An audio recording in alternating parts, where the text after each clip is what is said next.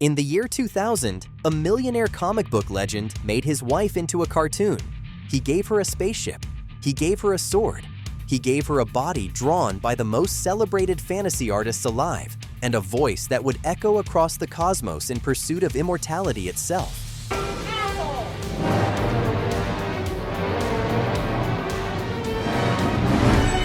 Then he released this love letter to the world, and the world looked away. Heavy Metal 2000 should have been a triumph. It had the money, it had the talent.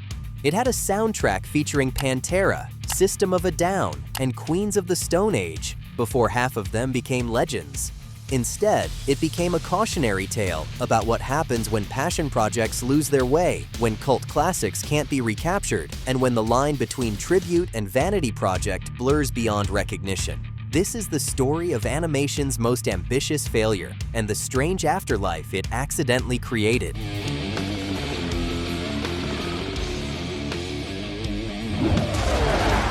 To understand Heavy Metal 2000, you need to understand Kevin Eastman. In 1984, Eastman and his collaborator Peter Laird did something impossible.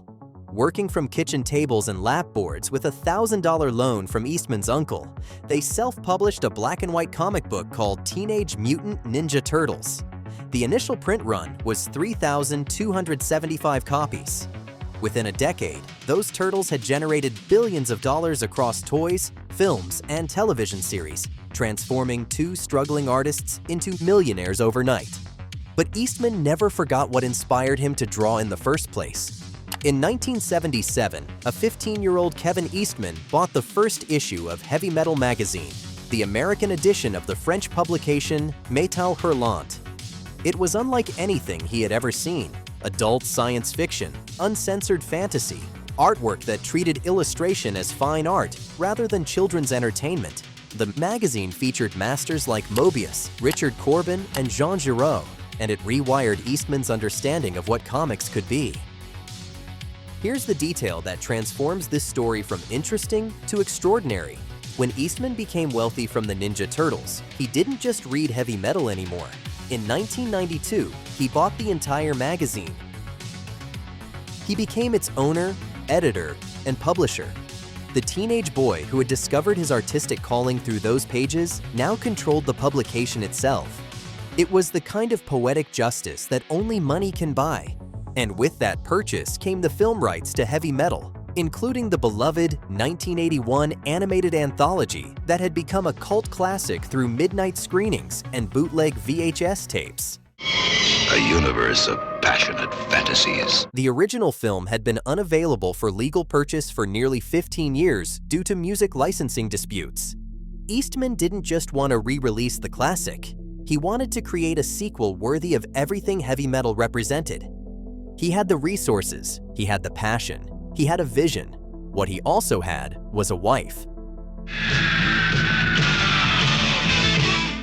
Julie Strain stood 6 feet 1 inch tall, a former Penthouse Pet of the Year who had appeared in over 100 B-movies and earned the title Queen of B-movies with a kind of self-aware pride that made her impossible to dismiss. She was athletic, commanding, and utterly comfortable in the world of exploitation cinema that Hollywood's mainstream pretended didn't exist. She met Kevin Eastman at a comic book store signing in Los Angeles. He stood in line, joined her fan club, and bought a Polaroid photograph. According to Strain herself, it was love at first sight. They married in 1995. What happened next is where Heavy Metal 2000 becomes something stranger than a simple sequel. Kevin Eastman wrote a graphic novel called The Melting Pot with artist Simon Bisley, and he based the protagonist, a vengeful warrior woman named Julie, directly on his wife. Not inspired by, based on. Julie Strain's exact likeness, her exact measurements, her exact proportions were translated into illustrated form. When the graphic novel became the basis for Heavy Metal 2000, Julie Strain provided the voice for the character as well. The animated Julie was designed to match her height, her face structure, and her physical presence down to the smallest detail. Strain herself traveled to the Montreal animation studio to oversee the character design, ensuring the animated figure matched her 6'1" frame rather than the proportions of a shorter woman. When early designs reminded her of actress Minnie Driver, she rejected them immediately. Why did I get all the lucky breaks? Because I'm the only girl here that is 6'1". Heavy Metal 2000 was, in the most literal sense possible, a film about Kevin Eastman's wife saving the universe. Critics would later suggest this was an ego project disguised as a sequel. They weren't entirely wrong, but they also missed something important. Julie Strain believed in the character completely. She saw Federation assigned ketogenic kill zone to the second level as a version of herself transported into the cosmos. Someone who meant well, loved their family, and was willing to risk everything to fight evil. The question was whether anyone else would see it that way. I feel like I am staying in high school. Woman that you can look up to, that's Julie Strain.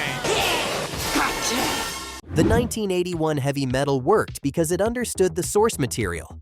Heavy Metal magazine was never about one story. It was an anthology, a collection of voices and visions unified only by their commitment to mature themes and artistic ambition. The original film honored this by presenting multiple segments, each animated in different styles by different studios, connected only by the malevolent presence of the Loch Nar, a glowing green orb representing the sum of all evil. Heavy Metal 2000 abandoned this approach entirely. Instead of an anthology, the sequel told a single continuous narrative. The villain Tyler discovers a key to immortality that drives him insane and kidnaps a woman, and her sister Julie pursues him across the galaxy for revenge. It was a straightforward revenge plot stretched across 88 minutes. The decision to abandon the anthology format reveals something critical about why the sequel failed. It misunderstood what made the original special.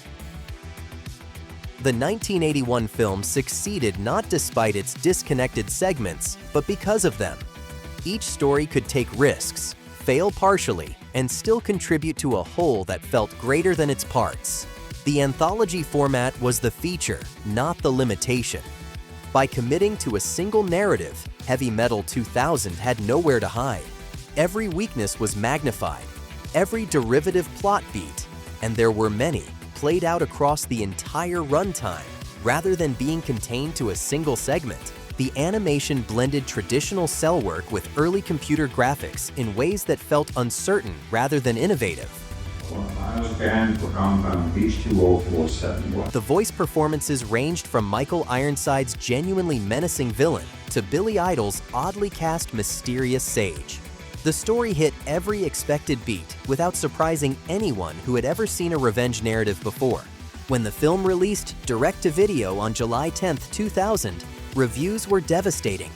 Rotten Tomatoes would eventually record an 8% approval rating. Critics called the plot derivative, the characters uninteresting, and the connection to the magazine virtually non-existent. One reviewer noted that Ghost in the Shell had more in common with Heavy Metal magazine than Heavy Metal 2000 did. The sequel had become exactly what the original never was: predictable.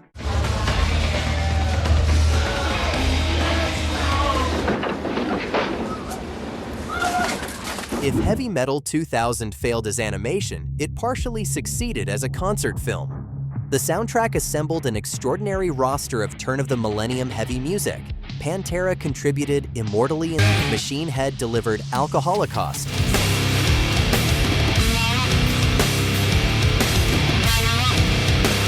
System of a Down provided Storage.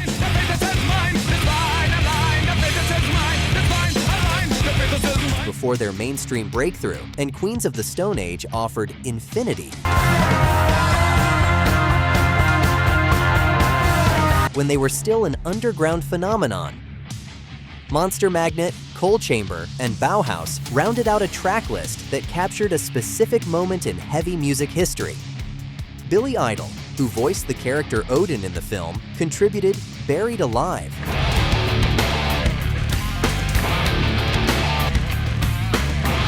A track that referenced his character's fate in the narrative.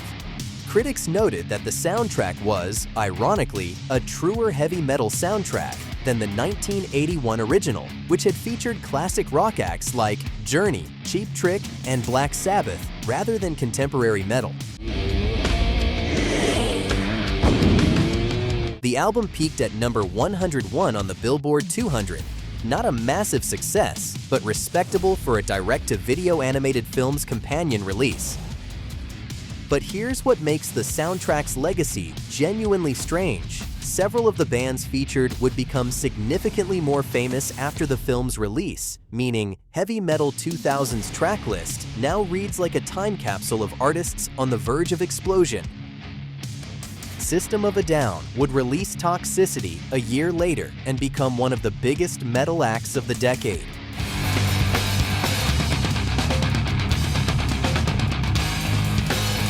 Queens of the Stone Age would break through with Songs for the Deaf in 2002.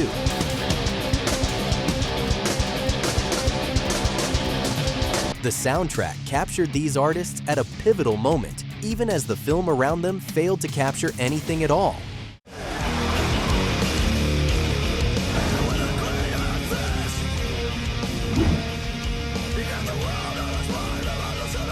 Heavy Metal 2000 should have killed the franchise permanently. It nearly did. For years, the property languished. Kevin Eastman eventually sold his ownership rights to Heavy Metal magazine in 2014. Julie Strain and Eastman divorced in 2006. The sequel faded into the kind of obscurity reserved for ambitious failures that nobody wants to discuss. But something unexpected happened in the wreckage. During 2008 and 2009, reports emerged that directors David Fincher and James Cameron would executive produce a new heavy metal film with segments directed by Zack Snyder, Gore Verbinski, Guillermo del Toro, and animator Tim Miller. It was the most ambitious animation project ever announced, a murderer's row of visionary filmmakers returning to the anthology format that made the original work. Paramount Pictures pulled funding in August 2009. The project died, or so it seemed. What most people don't realize is that the failed heavy metal sequel didn't disappear. It transformed into something else entirely. David Fincher and Tim Miller took their vision, their animation techniques, and their anthology concept and rebuilt it from scratch. In 2019, Netflix released Love, Death and Robots, an adult animated anthology series that delivered exactly what a heavy metal sequel should have been. Multiple segments, multiple animation styles, mature themes handled with artistic ambition rather than juvenile provocation.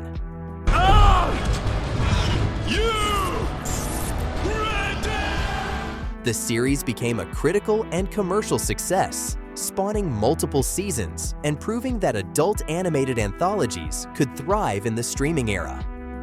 Heavy Metal 2000 failed so completely that it forced the franchise's would-be successors to abandon the brand entirely and create something new. And that something new became the spiritual successor the original film deserved. Did you see that? Julie Strain passed away on January 10, 2021, after a long battle with dementia believed to be connected to a horseback riding injury in her 20s. She was 58 years old. Heavy Metal 2000 remains her largest mainstream credit, a film where her husband drew her as a goddess and her voice echoed across animated galaxies. Whether that's a monument or a curiosity depends entirely on your perspective. The film sits at 8% on Rotten Tomatoes. It has no cult following to speak of. It generated a video game sequel and then vanished into the same obscurity that claims most direct-to-video releases. But its failure taught Hollywood something important. Some cult classics cannot be recaptured by throwing money and passion at the screen. Some magic only works once. And sometimes, the most important thing a failed film can do is clear the path for something better. Heavy Metal 2000 didn't save the franchise. It just made room for Love, Death and Robots to be born.